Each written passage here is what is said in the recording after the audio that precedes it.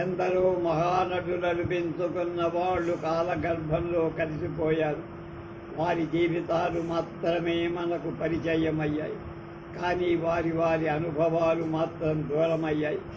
ఇప్పుడు మనం చెప్పుకుంటున్న సుసర్ల రామచంద్రరావు గారు తండ్రి సుబ్బయ్య గారు బందర్ నేషనల్ థియేటర్ సభ్యులై ఆ కార్యకలాపాలు చూస్తూ ఉండే రోజుల్లో బాలుడైన రామచంద్రరావు తండ్రి వెంట నేషనల్ థియేటర్కి వెళుతూ అక్కడ కార్యకలాపాలు, రిహార్సల్లు, నటీనటుల ప్రాభవ పరిచయాలు, నాటక ప్రదర్శనలు రామచంద్రరావు గారిలో ఒక ఉత్సాహాన్ని, ఉత్తేజాన్ని కలిగించి నాటి ప్రదర్శనను చూసి భావావేశం పొందేవారు. 10 ఏళ్ల కుర్రాడైన అతడు ఆ ఆవేశమే రంగస్థల నటనలు అద్వితీయమైన ప్రతిభా సంపత్తులను సంపాదించిపెట్టి ఆ ఉత్సాహంతోనే 10 ఏళ్ల ప్రాయంలో రామచంద్రరావు గారు కృష్ణుడు, లవుడు, ప్రహ్లాదుడు మొదలైన పాత్రలు అమోఘంగా నటించి చిన్ననాటి మంచి భవిష్యత్తు ఉన్న నటుడని పేరు. ప్రముఖ పాత్రలైన మహాకవి కాళిదాసులో విద్యాధరు, సారంగధరలో చిత్రాంగి, చిత్రనళీయంలో దమయంతి, కృష్ణ లీలల్లో దేవకి మొదలైన పాత్రలు భావయుక్తంగా అత్యుత్తమంగా ప్రదర్శి ఆంధ్ర ప్రేక్షక లోకల్లో అపూర్వమైన ఆదరణ, ప్రశంస పొందారు. పౌరాణిక చారిత్రక నాటకాలలో అగ్రగణ్యులైన నటులు అనిపించుకున్న రామచంద్రరావు కంఠాభరణం, గయాళిగం, మద్రాస్ టక్కరి, ఈనాడు మొదలైన సాంఘిక నాటకాలలో కూడా ప్రధాన పాత్రలు పోషించి హేష్ అనిపించి ఒక్క తెలుగు నాటకాలే కాక అలీబాబా మొదలైన హిందీ నాటకాలలో కూడా ప్రధాన స్త్రీ పాత్రలు ధరి బహుముఖ ప్రశంసలు పొందారు. రామచంద్రరావు గారి స్త్రీ పాత్రలలో మహాకవి కాళిదాసులోని విద్యాధరి పాత్ర ఉత్తమ నటనా నైపుణ్యంతో ప్రదర్శింపబడి ప్రేక్షక లోకల్లో అపూర్వమైన ప్రశంస పొంది విద్యాధరి పాత్రలో మోహన రాగంలో మోహనాకారుండు మొదలైన పద్యాలు భావయుక్తంగా పాటి జనరంజకం చేసేవారు. వాచిక అభినయంలో ఆయన భాష, ఉచ్చారణ, అభినయ భావ ప్రదర్శన చాలా బ్యాలెన్స్డ్గా నడిచేది. పురుషుడే పురుష పాత్రలు అంతంత మాత్రంగా ప్రదర్శించే రోజులలో అతి సాహసంతో స్త్రీ పాత్రలు ధరించి అందులో అత్యున్నత స్థానాన్ని సంపాదించడం సామాన్య విషయం కాదు. ఉదాత్తమైన దమయంతి, చిత్రాంగి, విద్యాధరి కాళిదాస్ భార్య పాత్రలు చిరకాలం ఆంధ్ర ప్రేక్షక లోకంలో ముద్రితారు. ఈ కోణం నుంచి చూసిన రామచంద్రరావు గారు ఆంధ్ర నాటక రంగంలో అగ్రశ్రేణి నటుల కోవకు చెందారు. జీవితమంతా నాటక కళారాధనలో గడిపిన ఈ ఉత్తమ నటుడిని ఏలూరులో జరిగిన పండిత సరస్సు నాట్య కళానిధి బిరుదుతో సత్కరించి 1960లో స్వరభినాటక కళాకారుడు బందర్లో వీరిని ఘనంగా సత్కరించి 1962లో గుడివాడ ఆంధ్ర నాటక కళా పరిషత్తులో విజయ పత్రాన్ని సమర్పించి వారి అనుభవాలు ఔత్సాహిక నటులకు అమూల్యమైన. బండారు రామస్వామి గారు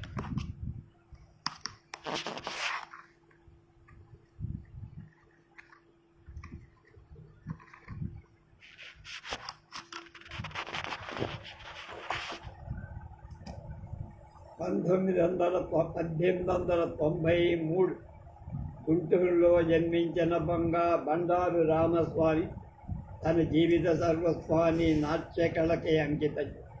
52 ఏళ్ళు గుంటూరు నాటక రంగానికి, ఆంధ్ర నాటక రంగానికి ఎనలేని సేవనిచ్చారు. 1885లో ప్రారంభమైన విబుధ రంజని శృంగార హిందూ నాటక సమాజం అనే సెకండ్ కంపెనీ 1912 వరకు దేదీప్యమానంగా నడిచి ఈ నాటక సమాజాన్ని కనకరత్న శ్రేష్ఠి గారు స్థాపించి సొంత నాటకాలు నిర్మించి పాండవ జననం, వేణీ సంహారం, ద్రౌపదీ స్వయంవరం, చిత్రనళీయం, సారంగధర, హరిశ్చంద్ర మొదలైన ప్రముఖ నాటకాలను స్థానికంగా ప్రదర్శించడమే కాక సర్కారు ఆంధ్రదేశమంతటా ప్రదర్శించి పర్యటించి ఘనమైన కీర్తి సాధించింది. ఈ సమాజంలో 1906లో పాండవ విజయంతో అభిమన్య పాత్రలో ప్రప్రథమంగా నాటకరంగ ప్రవేశం చేసి ఆ సమాజంలోని సారంగధర, వెలి సంహారం మొదలైన వాటిలో పాల్గొన్నవారు బండారు రామస్వామి. 1912 బండారు రామస్వామి గారు, పుత్తూరు హనుమంతరావు, పాదత్తి సోమయ్య నాయుడు, కురత్తి సుబ్రహ్మణ్యం మొదలైన వాళ్లతో మూన్ థియేటర్ స్థాపించి అనేక చారిత్రక పౌరాణిక నాటకాలు ప్రదర్శించి ఈ సమాజ నిర్వహణలో నాయుడు గారు ప్రముఖ పాత్ర వహించారు.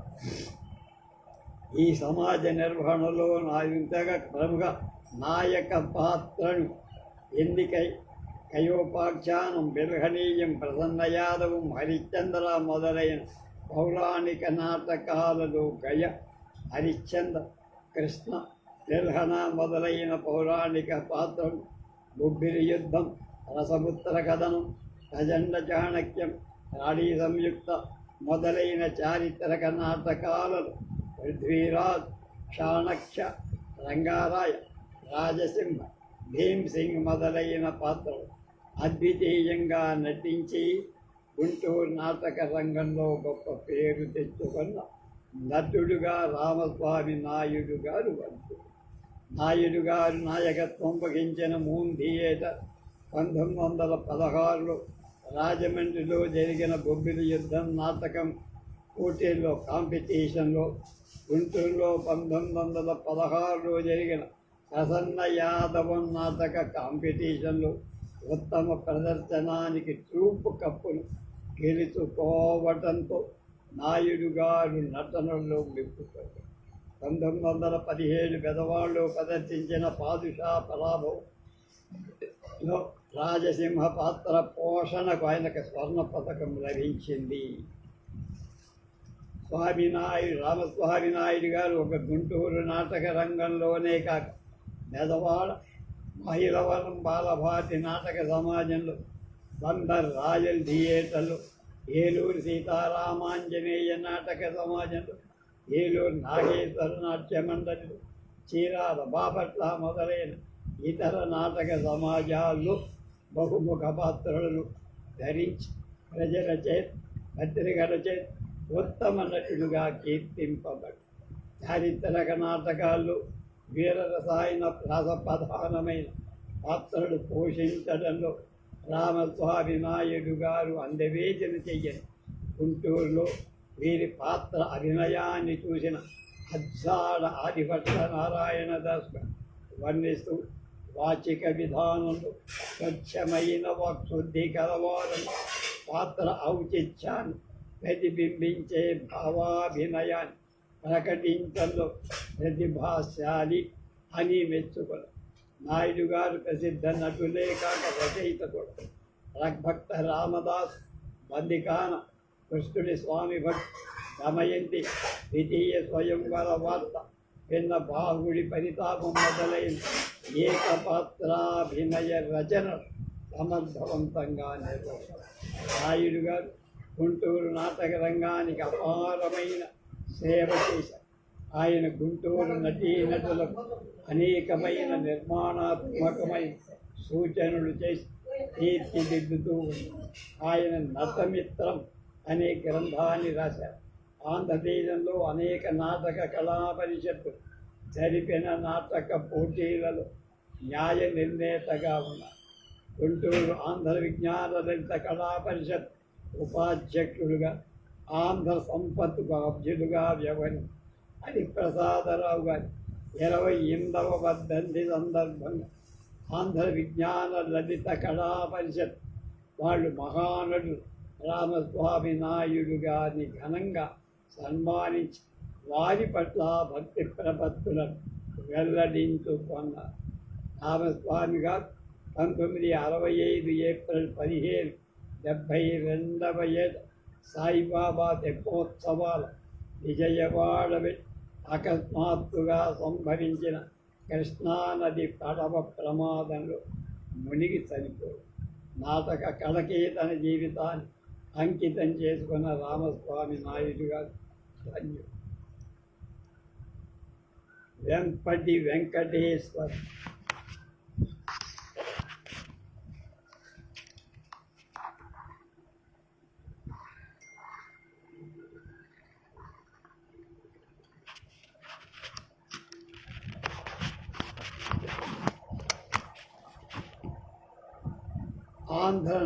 ఆటక రంగం మొదటి దశలో అంటే 1885 1905 అదొక 15 ఇది 20 ఏళ్ల కాలంలో మందర్ నేషనల్ థియేటర్ స్థాపన జరిగింది. గుట్టయ్యపేట హాలులో పిష్వ నారాయణరావు వధ మొదలైన హిందీ నాటకాలు, రామరాజు బొబ్బిలి ప్రతాపరుద్రియం మొదలైన తెలుగు నాటకాలు వెంపటి వారు అత్యద్భుతంగా ఈ సమాజంలో ప్రవర్తిల్లిన నటులలో ఈవెన లక్ష్మణస్వామి, వెంపటి వెంకటేశ్వరులు మొదలైన వాడు ప్రసిద్ధి.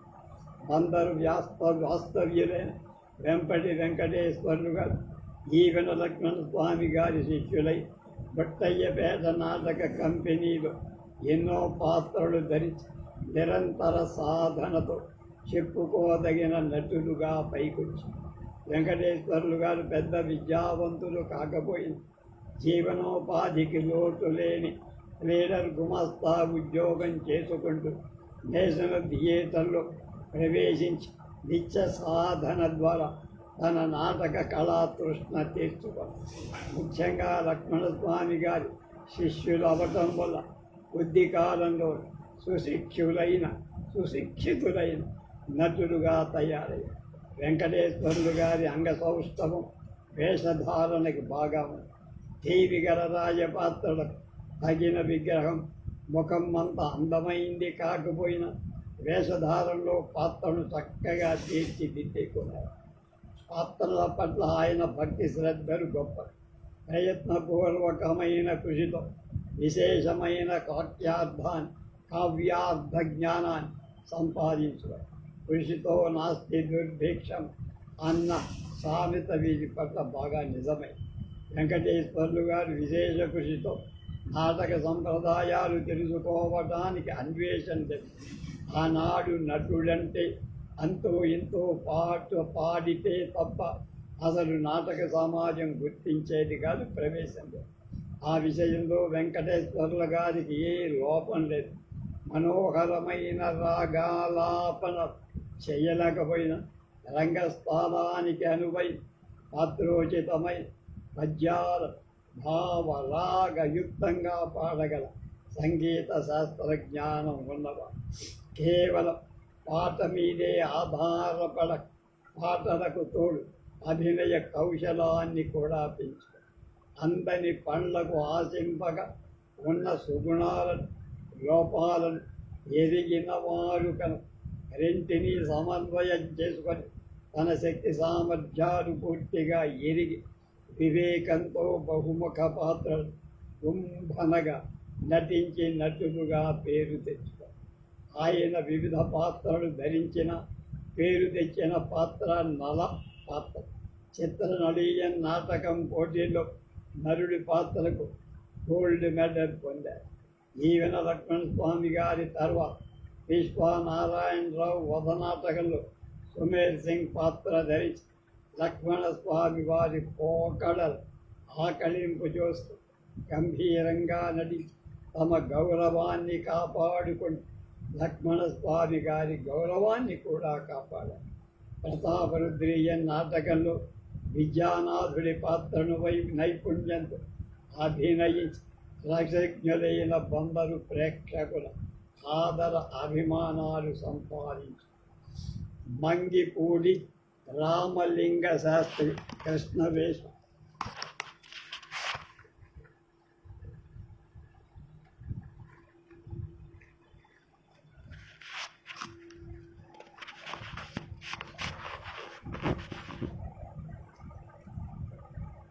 సంగీత సుధాకర సంగీత విద్వన్మణి గాన ఇతిహాస పరిశోధక చతుర్భాషా కోవిద ఋషికేశ శివానంద సరస్వతి ఆస్థాన విద్వాన్ ప్రసిద్ధ నటులు అయిన మంగిపూడి రామలింగ శాస్త్రి 1899 మార్చి నెలలో బొబ్బిలిలో జన్మించి శాస్త్రి గారు పూర్వీకులు బొబ్బిలి మహారాజు గారి ఆస్థాన విద్వాన్.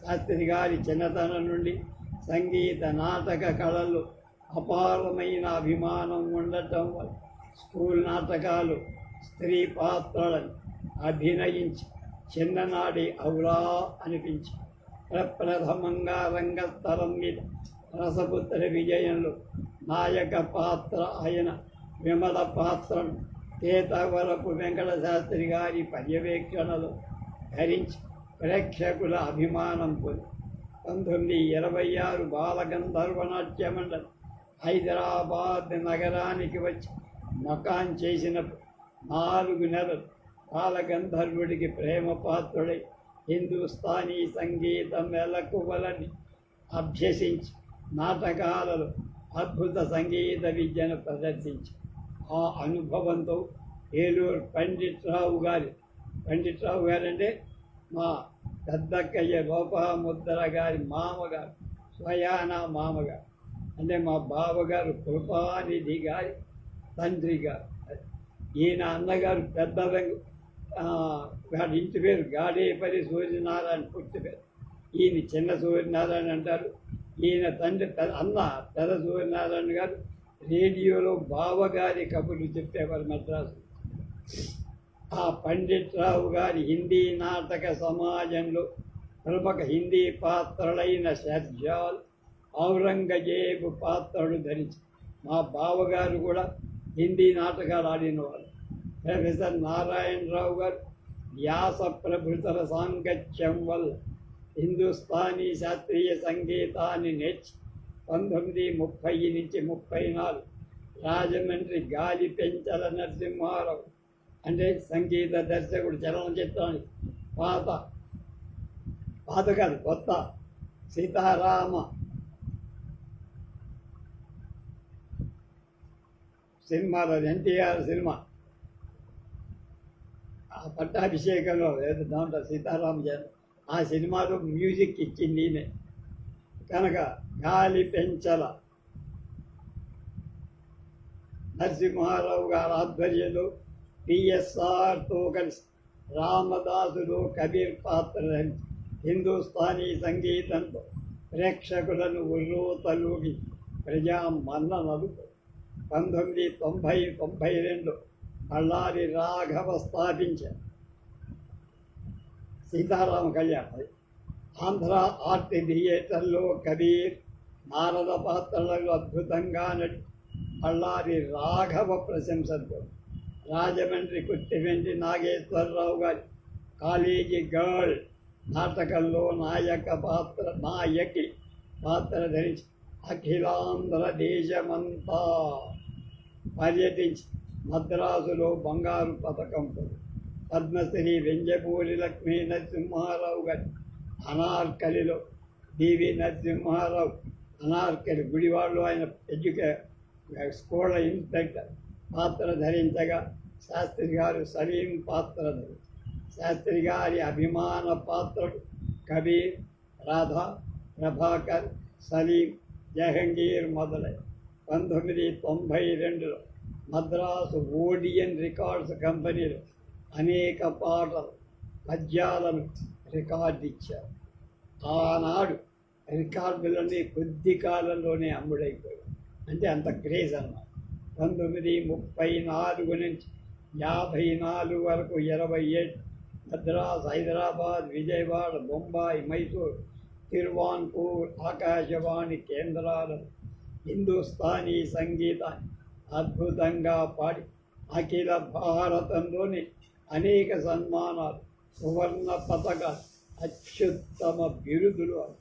1936లో విజయనగరం మహారాజా కళాశాలలు, పునా థియేటర్లు, అజ్మీర్లో జరిగిన అఖిల భారత సంగీత సభల సందర్భంలో స్వర్ణ పథకాలు పొంది 1949 తిరువాన్పూర్ రాజా గారి ఆధ్వర్యంలో జరిగిన స్వాతి తిరునాల్ కార్యక్రమం హిందుస్థానీ సంగీత అత్యద్భుతంగా గానం చేసి సర్ పిసి ద్వారా రామస్వామి గారి ద్వారా బిరుదు అందుకున్నారు. 1940లో అలహాబాద్ సంగీత పరిషత్తులో, 1950లో కాశీ విశ్వవిద్యాలయంలో పండిట్ ఓంకారనాథ్ ద్వారా ఆంధ్రుడు సమర్పించిన స్వర్ణ పథకాన్ని, కలకత్తా ఆంధ్ర సంఘం వారి సువర్ణ పథకాన్ని, స్వామి శివానంద సరస్వతి ఋషికేశ్ వారి సత్కారాన్ని, ఆస్థాన్ విద్వాన్ పదవిని అందుకున్నారు. ఆయన అనేక సభలలో, రేడియోలో సంగీతం మీద ఉపన్యాసాలు ఇచ్చారు. నాటక కళ గురించి, గాన కళ గురించి అనేక పత్రికలతో వ్యాసాలు రాశారు. శాస్త్రి గారు ఆంధ్ర నాయకుల గాయకుల చరిత్ర, భారతీయ గాయకరత్నాలు, రాయ కళా పోషకుడు, సచిత్ర రాగమాల, వేదకాలం నాటి సంగీతం, నాదయోగం, కత్ర సాధనం, సంగీత నిఘంటువు మొదలైన ఎన్నో సంగీత శాస్త్ర గ్రంథాలు. 1946 ఆంధ్రప్రదేశ్ సంగీత నాటక అకాడమీ పరిశోధన శాఖ గౌరవ సభ్యులయ్యారు. కొంతకాలానికే కీర్తిశేషులు అయ్యారు.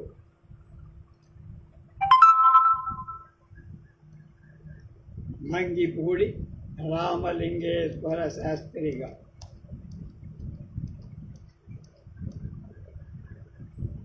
తుంగల చలపతిలో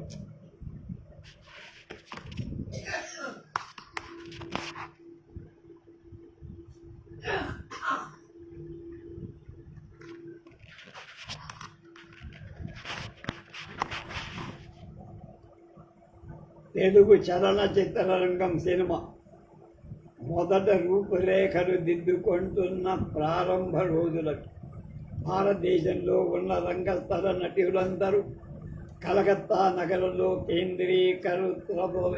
కేంద్రీకృతులైన రోజు. New Theatres, Madan Theatres, Calcutta Kali Films, Aurora Films మొదలైన కలకత్తా స్టూడియోలలో ఉధృతంగా చిత్ర నిర్మాణం జరుగుతున్న కాలం. ఆ సమయంలో ఒక తెలుగు నటుడు, ఆంధ్ర ప్రజల మన్ననలు అందుకున్నవాడు, ఒకనాడు స్టూడియోలో వీణుల విందైన విమల గాంధర్వ గానాన్ని ఆలపిస్తూ ఆ విషయం కలకత్తా నగరంలో ఉన్న సంగీత విద్వాంసుల వరకు ప్రచారమైంది. ఆయన పేరే తుంగల చలపతి. 1935లో దివి రామానందంగా సతీ సక్కుబాయి చలనచిత్రాన్ని నిర్మించడానికి కలకత్తా వెళ్ళారు. ఆ సందర్భంలో తుంగల చలపతిరావు ఇంతటి ఘనత సంపాదించి మైలవరం బాలభారతి నాటక సమాజం శిథిలావస్థలో ఉన్న సమయంలో దైతా గోపాలం గారి దర్శకత్వంలో సతీ సక్కుబాయి పాత్రలు శిక్షణ పొంది ఆ ఒక్క పాత్రతోనే అసమాన ఖ్యాతి పొందినవాడు తుంగల. సక్కుబాయి నాటకం ఎన్నిసార్లు ప్రదర్శించినా టిక్కెట్లు దొరికేవి కావు. నాటకం ఎంతో క్రమశిక్షణతో ప్రదర్శింపవు. ఆంధ్రదేశంలో ఆ నాటకం ప్రదర్శించని పట్టణం లేదు. ఆ నాటకం ప్రజలను అంతగా రంజింపదు. ముఖ్యంగా సక్కుబాయి పాత్ర ప్రేక్షకుల హృదయాల్లో హత్తుకు. చలపతిరావు సక్కుబాయి పాత్ర ముగ్ధమోహం, ముఖంలోని అమాయక మూర్తి భవించిన భక్తిభావం, భర్త మీద అనురాగం, అత్తగారి మీద గౌరవం, పాండురంగని మీద చంచల భక్తి విశ్వాసం, సమపాళ్లలో కురతుంగి పాండురంగని మీద భక్తి గీతాలు భక్తిభావంతో ఆలపిస్తూ ఉంటే ప్రేక్షకులందరూ తన్మయులై ఆ సన్నివేశంలో మునిగిపోయి. ఈ నాటకంలో సువరవరపు వెంకటేశ్వర్ అత్త పాత్ర, జొన్నవిత్తుల శేషగిరిరావు కృష్ణ పాత్ర, జొన్నవిత్తుల సత్యనారాయణ కాశీ పాత్ర, దైతా గోపాలం శివయోగి పాత్ర నటించేవారు. ప్రతి పాత్ర రమణీయంగా కమనీయంగా ఉంది. ప్రతి నాటకం విజయవంతమయ్యేది.